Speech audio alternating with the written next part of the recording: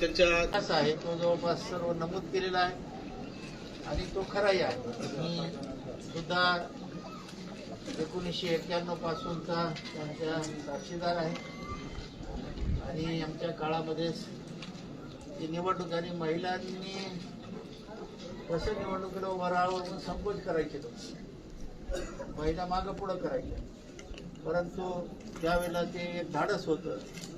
महिला प्रतिनिधी नगरपालिकेत जाणं हे जरा संकोच समजायचं, परंतु त्या काळामध्ये मंगलाबाईंनी आईनी एक धाडस करून यशस्वी वाटतात की आज ती परंपरा त्यांनी सगळ्यांनी कुटुंबाला टिकून ठेवली.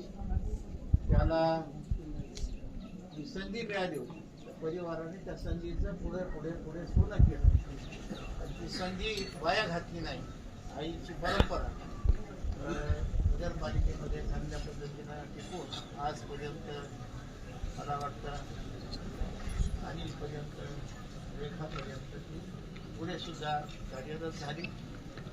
या आईने जो परिवार घडवला आता सांगितल्याप्रमाणे सर्व उपस्थित पाहुणे मंडळी, बाहेर घेऊन आलेली पाहुणे मंडळीच्या वतीनं भावपूर्ण श्रद्धांजली आपण अर्पण करू. बुद्ध वचनाने आमच्या प्रमुख मुलांच्या हस्ते अग्निसंस्कार देऊन आज संपदान सत्य देवानुमोदन सर्वसंपद दानं गदन्तु सखाय शीलं रक्षन्तु सर्वदा भावना विरता मुन्तु गच्छन्तु सर्वे भूतानि